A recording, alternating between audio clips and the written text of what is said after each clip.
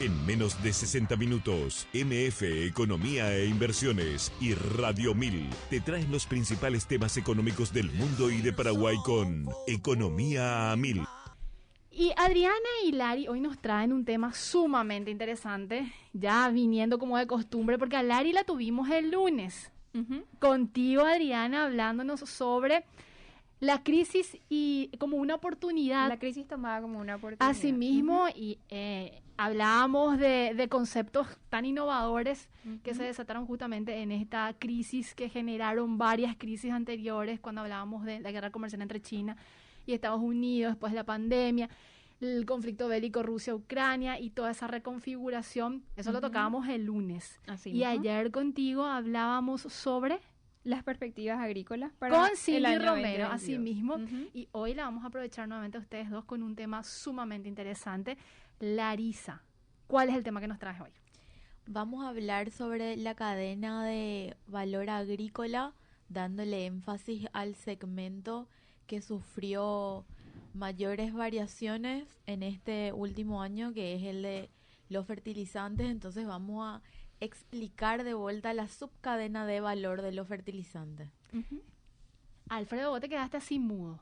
Pues No, vos llegaste a estoy- tener un capítulo de fertilizantes, pero lo que nos trae Sí. Larry son datos así Sobre todo asombrosos. me parece muy importante para entender también por qué esta disrupción tan grande en los precios, ¿verdad? Adelántele. Bueno, vamos a empezar primero sobre la expresión cadena de valor, porque Lari estuvo diciendo, bueno, vamos a hablar de la cadena de valor agrícola, pero mucha gente no sabe qué significa cadena de valor. Bueno, la expresión cadena de valor hace referencia a la palabra reparto o división de las actividades económicas bajo un concepto de redes interconectadas. Entonces, podríamos imaginarnos a una cadena, ¿sí? Una cadena que está conformada por distintos anillos. Cada anillo está conectado entre sí, ¿sí? Sí. Por eso hablamos de redes interconectadas. Bueno, estas básicamente, cada anillo está representado por distintas fases, ¿sí? Una, por ejemplo, podría ser la adquisición de materia prima, otra la fabricación, otra la distribución, la comercialización y así, para dar como resultado a un producto terminado que finalmente será consumido por una persona, ¿sí? Anteriormente, en los años 60, las empresas realizaban ese proceso completo dentro de una cadena en donde tomaban la materia prima, pasaban a transformarla, luego la comercializaban y pasaban a la parte final de logística, así sucesivamente. Entonces es como que abarcaba a todo el proceso. Sin embargo, a partir de los 80, las empresas simplifican esa cadena y pasan simplemente a comprar los insumos y a producir. Y tercerizan la parte logística y de distribución, de marketing, etc. Entonces, ahora que comprendemos lo que es una cadena de valor, podemos decir que cada sector económico tiene su propia cadena, ¿sí? Y en este caso vamos a hablar de la cadena de valor agrícola. Ahora vamos a aterrizar al tema. Que básicamente en Paraguay inicia con los insumos, que serían las semillas, la maquinaria o el crédito, el financiamiento que trata de conseguir el agricultor. Luego pasa a la fase de producción, en donde el agricultor inicia con la siembra hasta la cosecha de su cultivo. Luego pasa a la fase de comercialización, en donde se hace la venta a nivel nacional o internacional. Y finalmente al proceso de transformación o distribución logística. Y a la de transformación me refiero a que, bueno, de repente el grano pasa a ser harina o aceite, ¿verdad? Pero bueno, eso ya depende del fin al que lleve el agricultor. Entonces, con esto yo quiero resaltar que cada insumo posee de nuevo su propia cadena. Es como que se desprende todavía. Por ejemplo, con las maquinarias agrícolas se pueden realizar un paralelo con la industria automovilística para hacer productos similares a ello. Sin embargo, los insumos químicos como fertilizantes poseen otros procesos diferentes para su elaboración. Entonces, aterrizamos de nuevo a lo que es la cadena de fertilizantes, que es el tema que vamos a tratar con Lari. Y acá podemos hablar que esta cadena de fertilizantes se divide en dos procesos diferentes, ¿sí? Que sería el proceso de extracción mineral y el proceso de transformación química. Y acá paso con Lari para que nos pueda explicar cuál es el proceso de cada uno. Lari se convirtió, aparte de economista, en una química. Exactamente, Prince. Economista Desde que barra química. me dieron la misión de analizar las posibles disrupciones en la economía del Paraguay en la utilización de nuestro excedente energético para poder producir hidrógeno y amoníaco verde, tuve que volverme un poquito química también. Conocerte toda la tabla periódica. Así mismo. Seguimos para sí. complementar lo que inició Adri, existen entonces diferentes componentes cuando se piensan en fertilizantes. Y cuando estamos hablando de componentes minerales, pensamos en una cadena productiva extractiva. Entonces se puede hacer un paralelo con la extracción de otros minerales también. Y sin embargo, cuando pensamos en otros insumos químicos como el hidrógeno, tenemos que necesariamente ir a procesos químicos más complejos, en donde, por ejemplo, el agua, que es el famoso H2O, se va a tener que separar solo en H y solo en O, porque ese H, exclusivamente el hidrógeno, va a ser un insumo nuevo para otros productos como el amoníaco, que también tiene el nitrógeno que hay que extraer del aire. Entonces son procesos químicos que requieren de maquinarias que son más complejas y de capital humano altamente especializado para esa transformación, ¿verdad? Entonces vemos cómo solo para la producción de un insumo del inicio de la cadena de valor de la agricultura hay toda una subcadena de vuelta que requiere máquinas especializadas, requiere contenedores específicos para su traslado. Entonces, de lo que queremos hablar es acerca de cuáles son los principales factores que incidieron en estos últimos meses en los aumentos expresivos en los precios de estos varios componentes que en diferentes productos fueron las mayores subas históricas y llegaron a los mayores montos registrados también. Y en ese aspecto queremos hacer una separación entre oferta y demanda, que es algo que inevitablemente siempre en Economía hay que sí. pensar. Y queremos comentar que los tres principales factores son dos por el lado de la oferta y uno por el lado de la demanda. Por el lado de la oferta están los precios de la energía, así en general, y después vamos a explicar el por qué.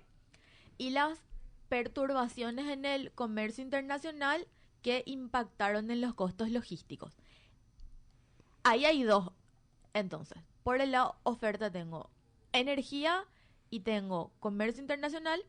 Y por el lado de la demanda tengo elevados costos que impactan en la asequibilidad de los productores. ¿Y qué es lo que esa palabra que parece muy difícil? Yo me acuerdo de ese término que usábamos en la clase de periodismo. De periodismo, bueno. Sí. La asequibilidad es la capacidad de poder tener acceso a alguna cosa.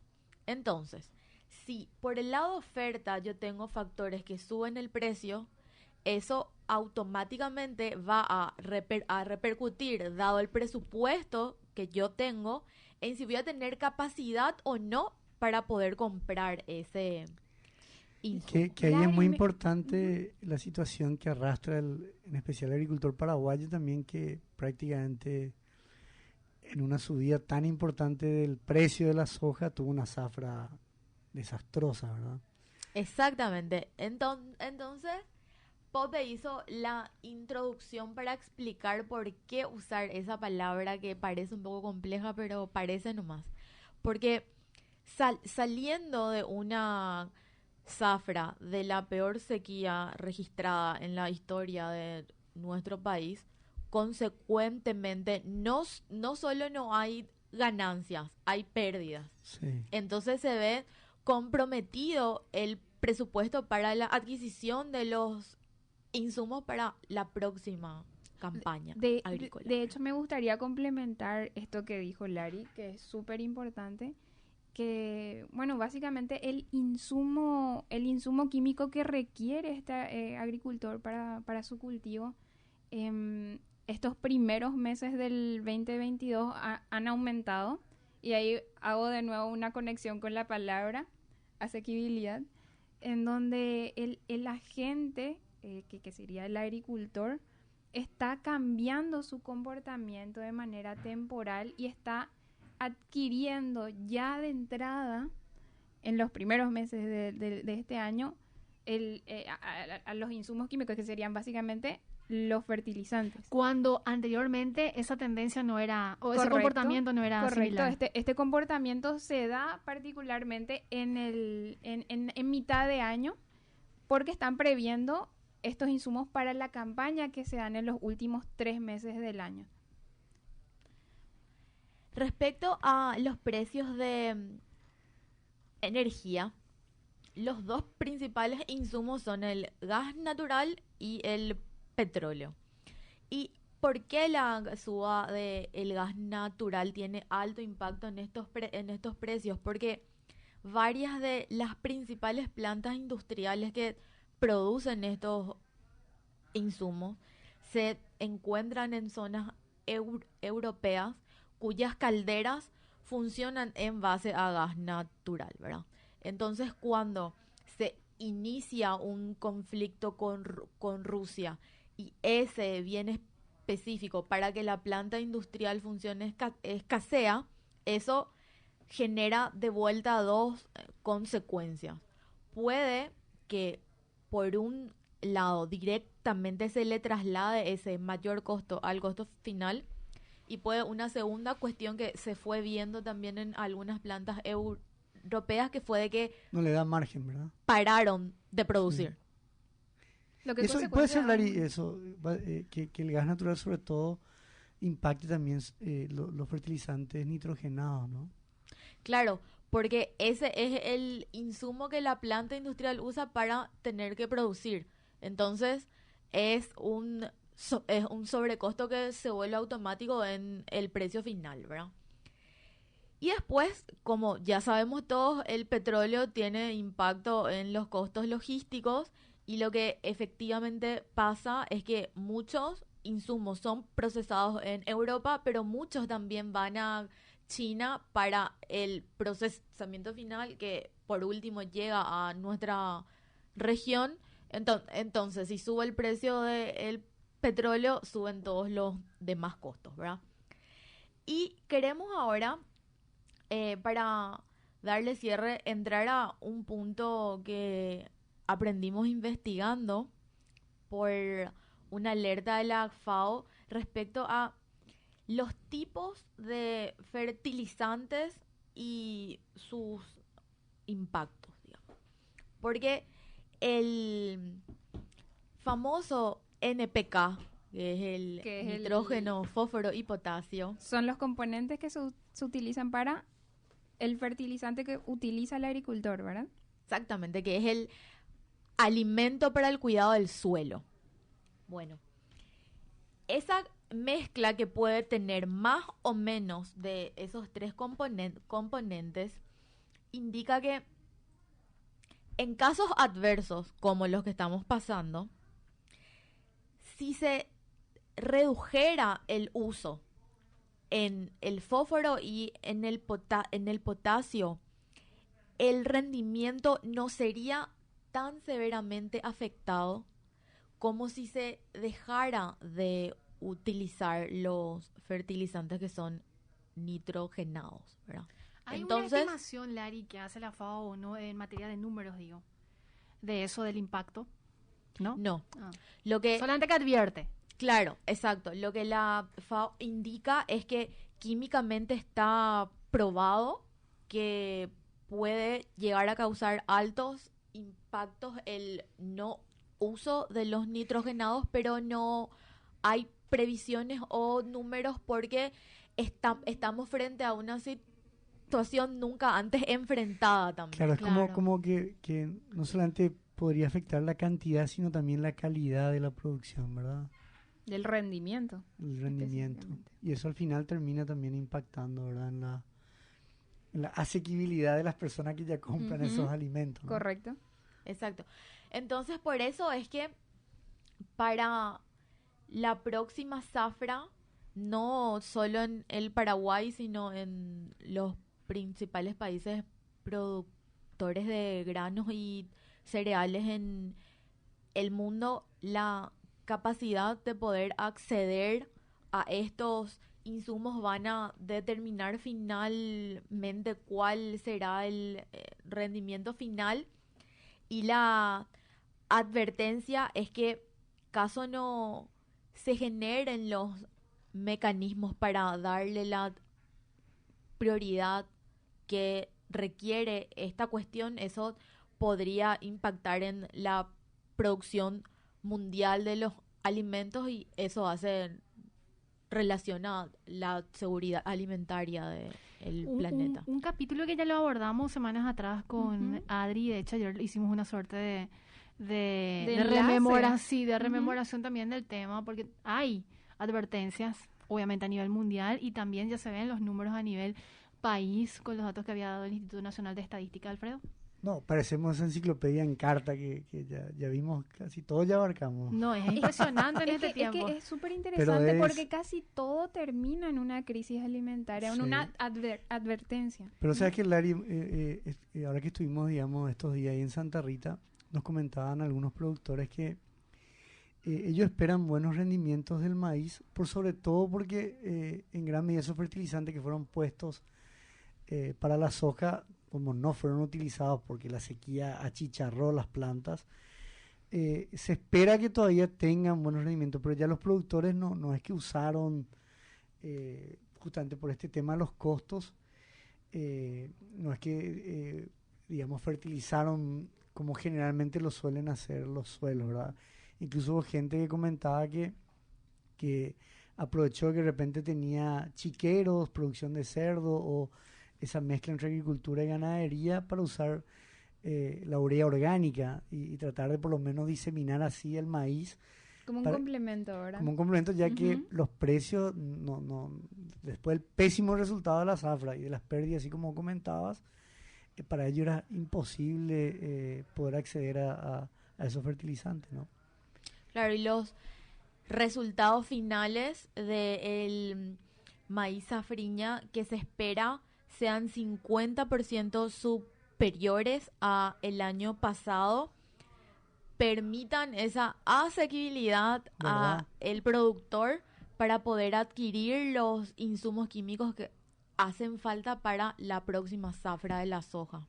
Lari, ¿y las perspectivas para lo que resta del año? Si bien hay un cambio de comportamiento en el agricultor, con eso que ya comentaba Adri días atrás y también lo recordaba hoy, e incluso creo que empezó el debate contigo, ¿cuáles son las perspectivas en ese sentido? ¿Se habla de cómo va a ir nuevamente el comportamiento? ¿Si va a, vamos a decirle, a normalizarse o no hay proyecciones sobre eso? Bueno, sobre el mercado internacional, todas las alertas siguen mucho más de lo que pasa en China sobre sobre los conflictos bélicos en el Mar Negro por las cuestiones del gas natural y el petróleo, pero se espera que, dada una recuperación o tendencia hacia abajo de los precios, no sigan escalando Claro. a niveles de el primer trimestre, pero queda todo en stand-by Por la a gran ver incertidumbre, el sí. desarrollo de esta cuestión bélica que sigue siendo tan grave.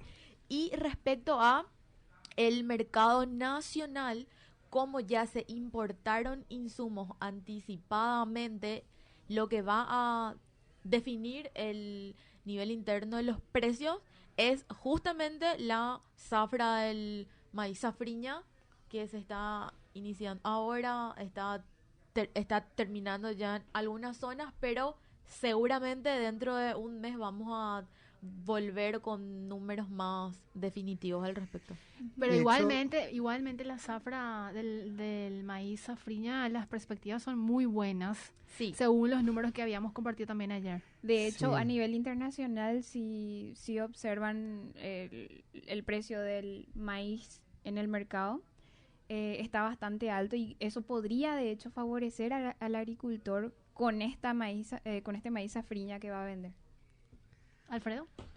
Sí, complementando también que un poco lo que decía Lari, como terminó en gran medida la siembra en el hemisferio norte, sobre todo Estados Unidos, hubo un pequeño descenso, digamos, de los fertilizantes nitrogenados, pero con este anuncio de Europa nuevamente de las sanciones, al parecer están volviendo, digamos, a mantenerse. Se esperaba que baje un poco, digamos, pero por lo visto... todo esto que dice Larisa es muy importante porque hay una gran incertidumbre que tiene que ver sobre todo con materias no tanto productivas o en sí de comercio, sino más bien decisiones políticas que están afectando, ¿verdad?, el mercado internacional. Interesantísimo nuevamente el tema hoy. Yo a Larisa Barbosa la quiero comprometer para otro tema la próxima semana. Pues cada vez que trae, al igual que obviamente Adri, que tiene su bloque los martes, pero esta vez como que rompimos gracias a vos, Alfredo. Pero a Lari le quiero comprometer con los temas y las consultorías que ella lleva adelante y que son de suma Sí, porque importancia. eso que dijo de hidrógeno verde y todo eso, a mí por lo menos me reinteresa, princesa. Sí, y las potencialidades que tiene Paraguay. Así que, Lari, te comprometo para poder explotar un poco más también sobre las fuentes alternativas, energías alternativas que hay en Paraguay y evidentemente explicarle eso a la audiencia, ¿verdad? Porque al final lo que tratamos de hacer aquí es eso, ¿verdad, Alfredo? Aportar desde el conocimiento y tratar de hacer de la economía algo más sencillo, más simple para la gente. Totalmente, y que esto que compartimos hoy pueda realmente, en cierta manera, entrar en la estrategia de decisiones de los agricultores y productores que, como comentábamos, vienen golpeados, ¿verdad? Y que, por supuesto, esto le impone desafíos financieros, sobre todo muy finos, ¿verdad? Porque, es cierto, hay que aprovechar que los precios de los commodities están altos, pero no obstante los insumos están muy altos y hay mucha incertidumbre en todo este mercado por ser sobre todo un fundamento político más que de mercado como tal. Asimismo, lamentablemente ya llegamos al punto final de Economía 1000. Les agradecemos por estar del otro lado. Estaba Priscila, Mirna, Josema, gracias Josema, y obviamente todo el equipo de Radio 1000. Y nos acompañó hoy Adriana Guillén y Larisa Barbosa, que forman parte también del plantel de MF Economía e Inversiones. Super plantel. Y Alfredo Pereira, así que nos reencontramos mañana a las 13.